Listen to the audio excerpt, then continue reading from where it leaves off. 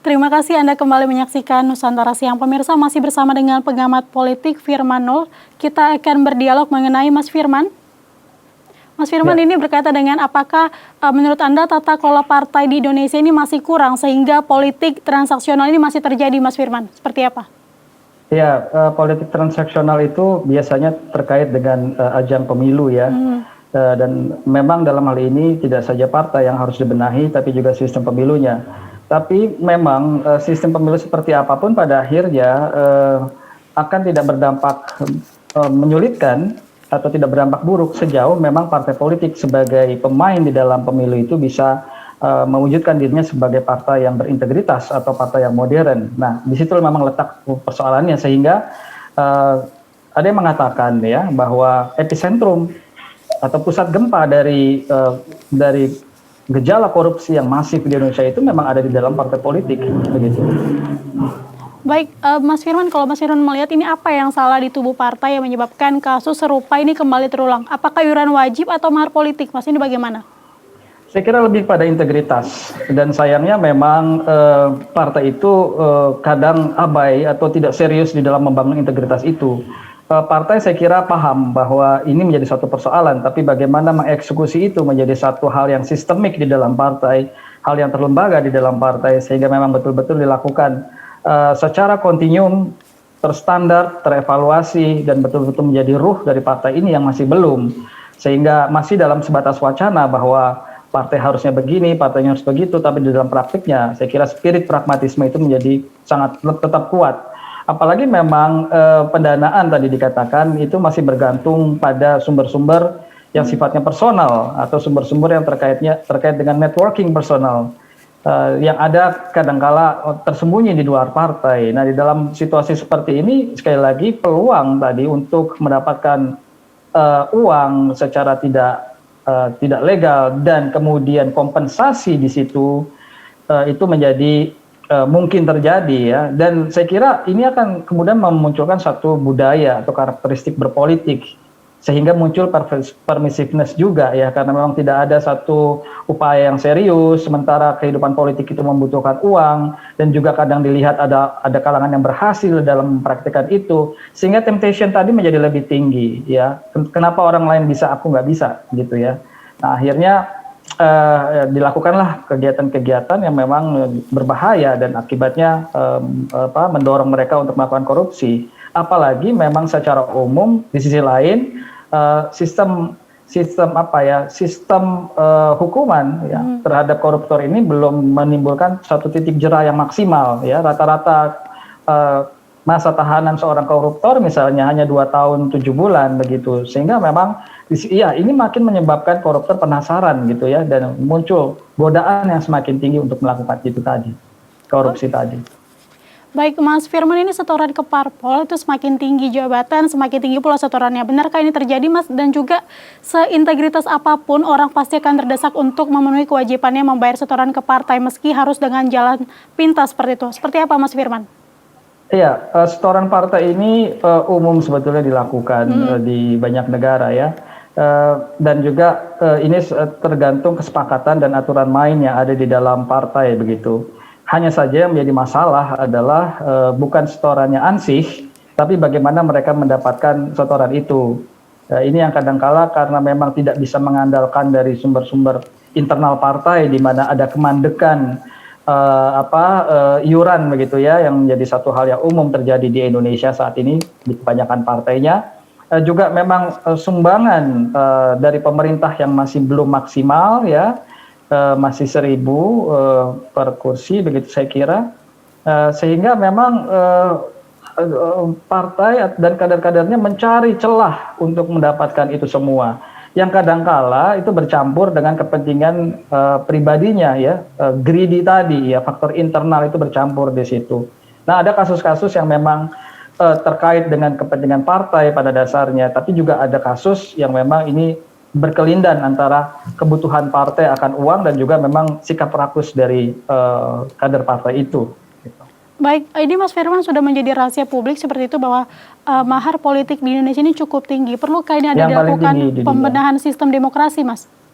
Iya, saya kira demokrasi ini tidak akan banyak meningkat kualitasnya kalau memang korupsi terus-menerus berjalan. Jadi memang ini akan sangat membahayakan kehidupan demokrasi kita. Ya, demokrasi kita akan terbajak terus-menerus oleh oligark sebagai sponsor politik yang kemudian pada masa setelah terpilihnya seorang kepala pemerintahan baik di lokal maupun di nasional itu tentu akan menuntut balik apa yang akan bisa diberikan oleh pemerintah kepada mereka begitu ya. Jadi ini memang sangat berbahaya. Dan oleh karena itu memang sistem demokrasi kita ya tidak ada pilihan lain, ini harus terus-menerus diperkuat karena data empirik menunjukkan bahwa di negara yang demokrasinya mapan seperti di negara-negara Skandinavia, di negara-negara Eropa Barat ya di mana transparansi sangat kuat, kontrol sangat hebat gitu ya, dan rasa tanggung jawab pemerintah itu juga sangat baik di hadapan masyarakat. Disitulah sebetulnya korupsi sepi. Tapi sebaliknya di negara-negara yang demokrasinya lemah atau bahkan di negara otoriter itu potensi korupsinya tinggi. Kenapa? Karena di negara-negara seperti itu tercipta ruang-ruang gelap yang tidak bisa terkontrol. Situasi di balik layar yang tidak semua publik bisa memantau, bahkan partainya sendiri. Nah, karena demikian banyak ruang gelap tadi, maka potensi korupsi itu menjadi lebih besar. Makanya di negara yang semi demokrasi atau negara otoriter itu justru korupsinya tinggi, begitu. Baik, Mas Firman, ini jika adanya kader yang terjerat korupsi ini bagaimana penanganan penyelesaian masalah seharusnya dan untuk menghasilkan efek jerah seperti itu, Mas? Banyak cara sebetulnya, Mbak, kembali dia ya. Salah satunya itu dihilangkan hak berpolitiknya, ya, sehingga mereka jadi takut ya untuk bisa berpolitik lagi. Kemudian ada istilah dimiskinkan begitu ya. Sehingga aset-asetnya itu betul-betul diambil sehingga betul-betul mereka tidak bisa berkutik setelah menjalani masa tahanan. Dan yang ketiga tentu saja penahanannya kalau bisa memang lebih diperkeras lagi gitu ya, sehingga bisa menimbulkan efek jerah ya. Pak Atidjo Alkotsar misalnya kita kehilangan karena memang beliau adalah salah satu partai yang sangat keras terhadap koruptor gitu ya. Saya kira kita membutuhkan figur-figur selain beliau ya untuk semakin banyak di kemudian hari agar ini bisa menimbulkan efek jerah ya kepada para koruptor begitu. Baik, tadi berkaitan dengan efek jerah ini, Mas, seperti apa sih sanksi hukum yang harus diberlakukan kepada kader ataupun juga kepala daerah yang melakukan tindak pidana korupsi ini untuk memberikan efek jerah? Apakah ini artinya hukum di Indonesia ini masih belum berpengaruh terhadap mereka untuk memberikan efek jerah, Mas? Iya, banyak kajian mengindikasikan bahwa secara hukuman yang diberikan kepada koruptor itu memang masih belum maksimal ya. Sehingga mungkin ini tadi tidak menimbulkan satu dampak yang menakutkan bagi para koruptor gitu ya. Ada kemudian koruptor yang masih bisa bertanding lagi, mendapatkan jabatan lagi gitu. Ini memang situasi yang tidak menguntungkan dari sisi hukum begitu ya, dan ini memang harus menjadi perhatian bersama sehingga ke depan efek jerah itu benar-benar terjadi. Ya seperti yang saya sampaikan tadi, diantaranya memang kalau bisa hak berpolitiknya itu juga dicabut begitu seorang koruptor. Betul. Oke, baik Mas Firman, tadi disampaikan adalah salah satu caranya untuk memberikan efek jerah adalah dihilangkan hak berpolitiknya. Apakah ini memungkinkan ataupun dimungkinkan terjadi ataupun dilakukan di Indonesia, Mas? Saya kira ya kalau ditanyakan dimungkinkan ya mungkin saja. Hanya saja ini kan kembali kepada goodwill dari politisi yang ada di dalam parlemen ya, dan juga para pembuat kebijakan, stakeholders juga di sana. Yang kalau memang mereka merasa ini penting, harusnya mereka lakukan itu. Namun kadangkala justru di sini letak persoalannya ya, karena mereka mungkin punya perspektif yang berbeda sehingga upaya untuk melakukan hal-hal seperti ini menjadi terhambat atau menjadi panjang jalannya begitu. Baik, Mas Firman, ini jika oknum suatu parpol ini terindikasi melakukan tindak pidana korupsi, maka ini tentunya berpengaruh terhadap citra parpol tersebut seperti itu di mata publik. Artinya ini trust masyarakat terhadap parpol menurun. Kira-kira ini seberapa besar efek kader yang melakukan korupsi dengan citra parpol, Mas? Iya, ini cukup menarik pertanyaan ya, dan memang ini perlu ada satu ukuran yang betul-betul memadai seberapa besar efeknya. Kalau kita lihat misalnya ada beberapa partai yang terindikasi korupsi berkali-kali, tapi tetap saja tetap 3 besar, tetap 4 besar gitu. Artinya kan efek jerahnya itu bukan efek jerah, dampak dari korupsi itu mungkin tidak diingat oleh publik ya, dan juga mungkin publik tidak aware terhadap persoalan ini. Hanya publik mungkin di level urban, orang yang berpendidikan, yang tahu politik, yang memang punya catatan-catatan terhadap partai itu. Tapi kita bicara Indonesia yang serba besar, serba luas, serba banyak penduduknya. Mungkin dari segelintir itu mereka tidak terlalu ingat gitu ya, atau bahkan juga kemudian berupaya untuk melakukan sesuatu. Yang jelas pada hari H pencoblosan itu kerap ada satu manuver politik yang membuat masyarakat mungkin menjadi melupakan ya persoalan-persoalan itu gitu, sehingga tidak terhitung atau tidak menjadi hitungan apa yang sudah terjadi sebelum-sebelumnya ya, termasuk persoalan korupsi gitu ya bagi partai. Karena kita bisa lihat efeknya kalau kita lihat trennya ya, korelasi antara partai dan pelaku korupsi dan posisinya dalam hasil pemilu itu kadang-kala tidak kuat korelasinya. Tapi memang ada beberapa momen kalau memang momennya pas gitu ya, seperti misalnya di Depok itu diakui oleh beberapa kader di sana yang memenangkan kontestasi, mereka tuh sangat merasa terbantu dengan pemberitaan terjadinya korupsi di satu partai yang kebetulan itu adalah partai mendukung kandidat lawannya begitu. Itu memang ada korelasi seperti itu. Tapi in general saya kira itu perlu ditelaah lebih dalam untuk lebih dipastikan apakah memang korelasinya kuat atau sebetulnya biasa-biasa saja. Baik, ini Mas Firman, upaya seperti apa yang bisa dilakukan oleh parpol untuk memperbaiki citra agar kembali dipercaya masyarakat, Mas? Iya, untuk dipercaya pada masyarakat ya. Pertama, memang yang paling terasakan oleh masyarakat kan begini, masyarakat itu secara umum pro demokrasi. Tanyakan ke masyarakat, mayoritas mereka memang setuju demokrasi ya, berkali-kali survei juga mengindikasikan itu. Tapi kalau ditanya seberapa besar mereka merasa percaya dan dekat dengan partai, itu mereka menjadi lain lagi ceritanya.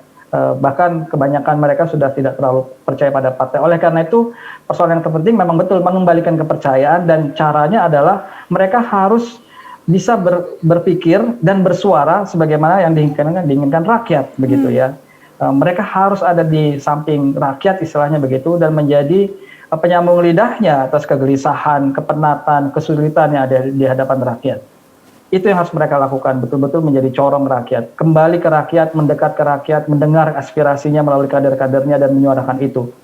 Hanya sayangnya kemudian partai ini kok sekarang menjadi lebih corong penguasa begitu ya, menjadi pembela kepentingan penguasa. Yang paling monumental misalnya di level nasional adalah berbagai macam kebijakan yang sebetulnya ditolak oleh kalangan civil society, masyarakat, justru tetap dilakukan oleh partai-partai itu. Nah, di dalam situasi ini tentu saja simpati masyarakat itu akan terganggu dengan perilaku partai itu. Belum lagi persoalan korupsi. Nah, ini juga persoalan. Kalau korupsi lagi menampilkan kader-kader partai, tentu saja wajah partai di hadapan masyarakat pada umumnya akan semakin suram begitu ya. Baik, ini pertanyaan terakhir Mas Firman, ini bagaimana sistem kaderisasi partai untuk membentuk kader muda menjadi kader berkualitas di masa mendatang, Mas Firman?